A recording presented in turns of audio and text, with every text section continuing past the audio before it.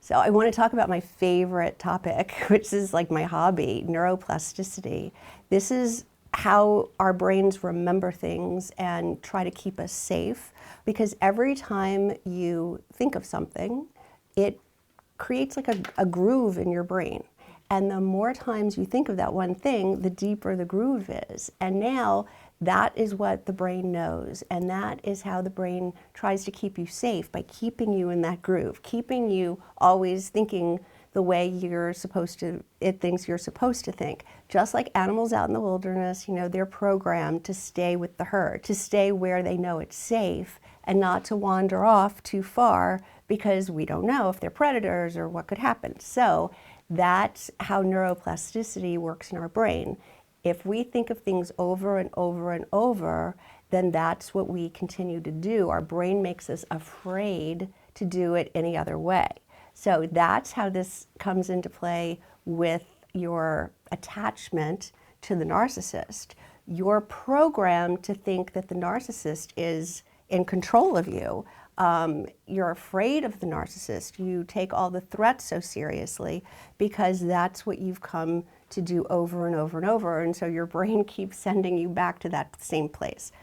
If you were to just one day say, you know what, I think I'm just going to stand up to the narcissist. I think I'm just going to call them out and say, that's not true, or you can't bully me, or I'm not listening to you anymore.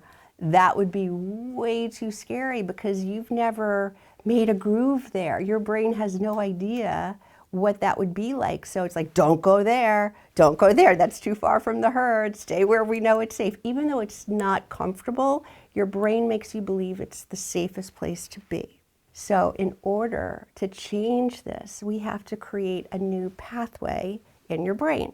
So I'm sure you've heard it. There's a phrase that goes, neurons that fire together, wire together, right? So when you send that fire to a neuron, they attach. So they're wired together. So what you need to do in order to change the dynamic, in order to change the way you see the narcissist, is you have to start pretending. You have to start imagining that this other way of feeling, way of thinking, way of acting is normal for you. So if you're too afraid to do it in real life, that's why we create vision boards, and that's why we journal. And all these things that you think are silly, like why would I do that? How would that help me? How would pasting things on a board or writing things over and over, how could that possibly help? That's what you're doing. You're firing these new neurons together to create a new pathway so that it seems familiar now. Your brain doesn't know if it's real or not. Your brain is just seeing this happen over and over and over and over, and these neurons keep firing together and firing together and firing together, and now there's a new pathway, and now it's not so scary. So neuroplasticity is how we overcome our attachment to the narcissist and how we break free from this control. So the first things you have to do are journal and visualize, daydream. Start seeing yourself in this new place with this new feeling. How does it feel? How does it smell? How does it look? So that you become very familiar with it. And eventually you are going to feel like, what was I thinking? I can do this.